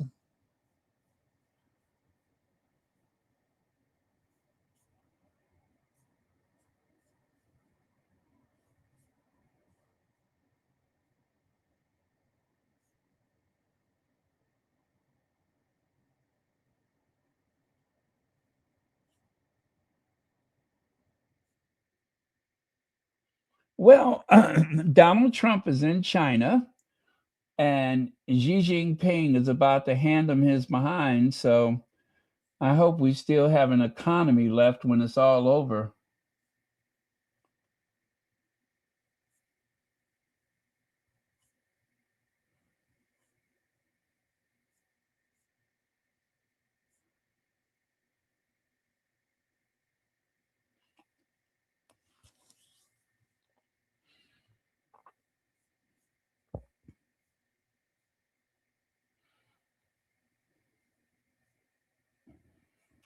Oh, another bacon lover, huh? The turkey bacon. I was thinking about getting a puppy of my own because that split custody thing I had with Gigi's family, which they frequently would vacation because they have some kids in college. Um, it made me think maybe I should, you know, but I don't know. It's a lot of responsibility. I'm kind of like I was like Gigi's grandparents. Gigi was like going to the grandparent. That was our relationship. I was more like grandpa.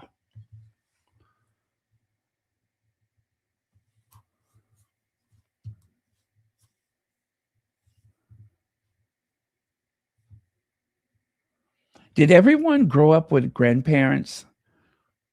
Because I have one friend that did not grow up with grandparents, and that was such an important relationship to me.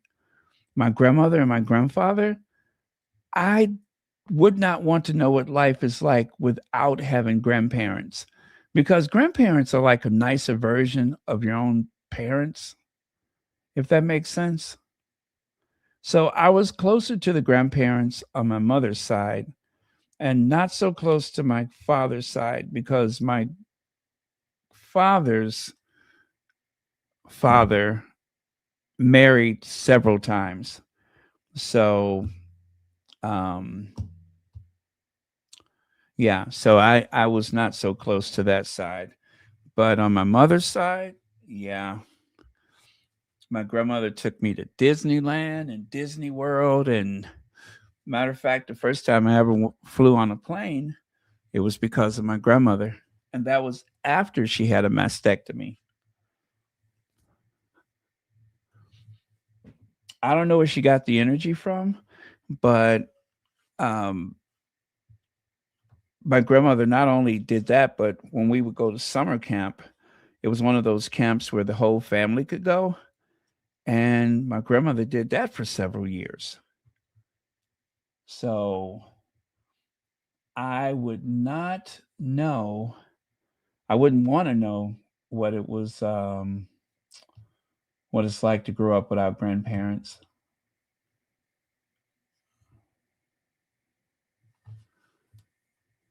But I have a friend, she did not have any grandparents um, for whatever reason. And I'm just like, wow, just I felt kind of bad and I also felt really privileged.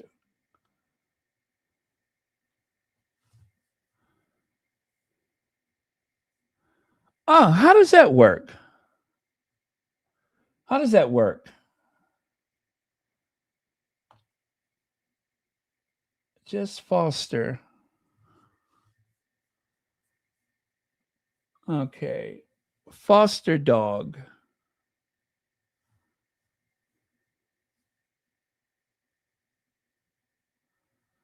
Oh, okay. So is that like a temporary thing?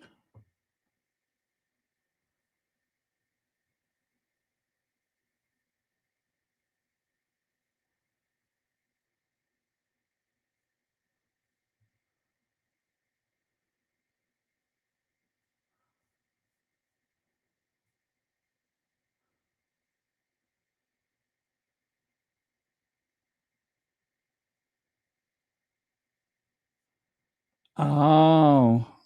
Oh, I'm sorry. Right? Especially when all the cousins and everything, when everybody would pile up over at the grandparents' house.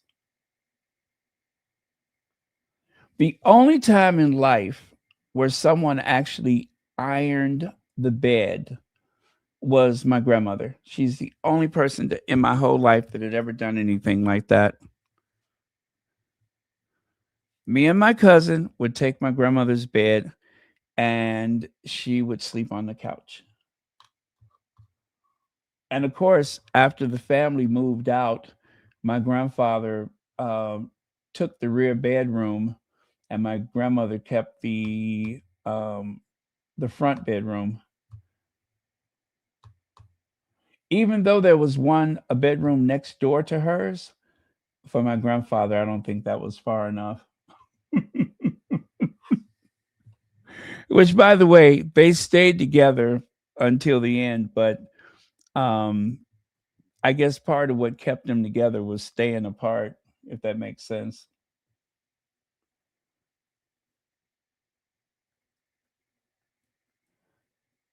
Hey, just Shorty.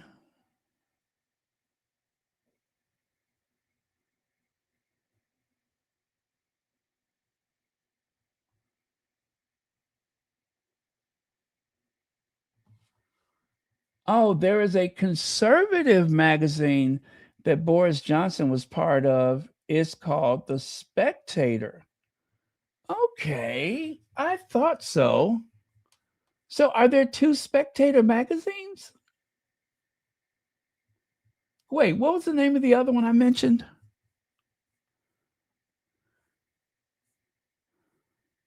Oh, The Statesman. Okay. you know what? I'm confusing The Statesman with The Spectator. Thank you for that. Now that makes sense. And I guess I looked at the illustration because I do believe The Spectator also relies upon illustrations, right? So I guess I looked at that illustration and that's how I confused the two. Thank you so much for that. You have been extremely helpful. Oh, okay. Okay, I can do that. I can do that. I'm going to look into that in my area.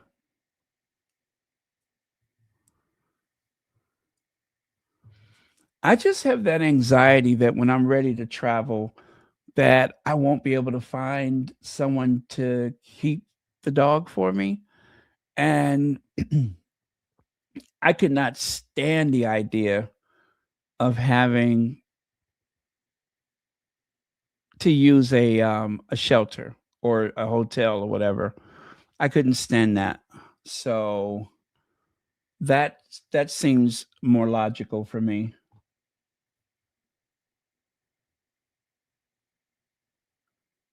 And I would like to give, a rescue or whatever a chance.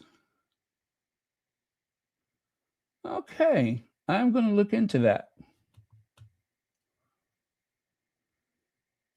I had even considered like doing a sitting service, um, but I don't know.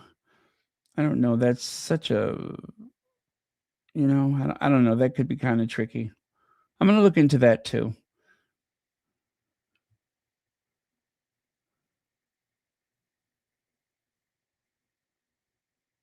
Like short term while someone's vacationing. But I don't know, dealing with strangers like that.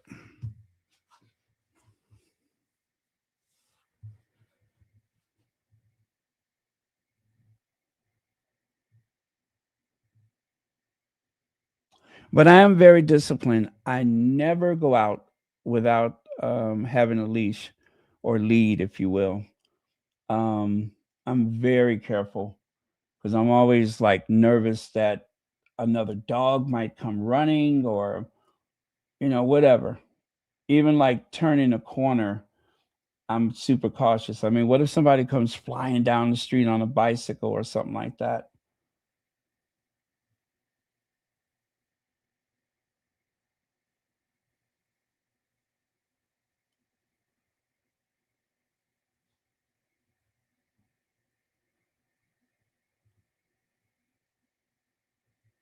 Okay, you guys, I think we'll call it. It's been 2 hours, 2 very enjoyable hours, but still 2 hours.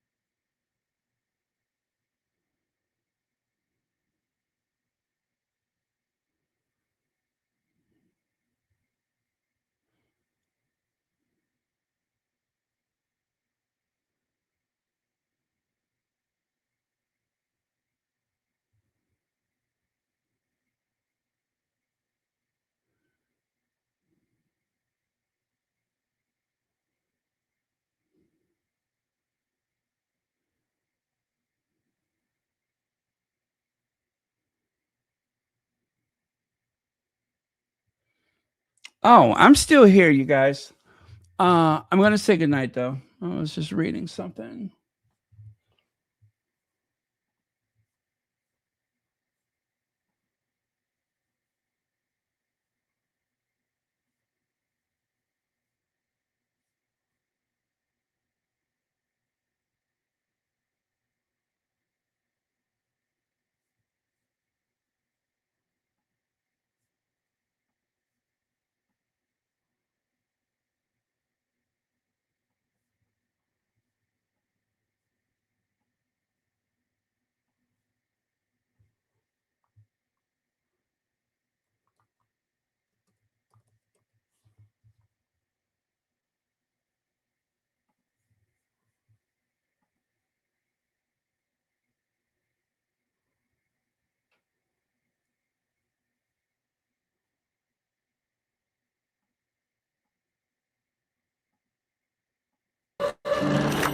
It can take you right back to that feeling and that experience.